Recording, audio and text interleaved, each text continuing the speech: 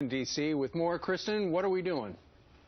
Well, at the same time that the White House is reconsidering what to do about this refugee crisis, a new video surfaces online showing why some are worried Europe is opening its doors to potential terrorists.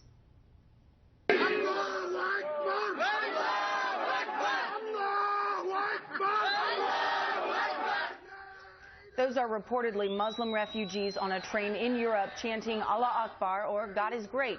Now, to be clear, we're not saying that any of those people are terrorists or in any way affiliated with a terror group, but it does highlight just how many of these refugees who are fleeing violence in Iraq and Syria are Muslim. And when they're flooding into Europe at a rate of thousands a day, it's impossible to check all of them as they cross the border.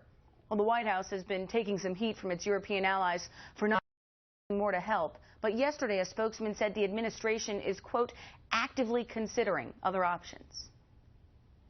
It does appear that the situation is worsening, and that's why the United States is going to continue to consider additional steps that we can take to help those countries that are bearing the brunt of this burden right now.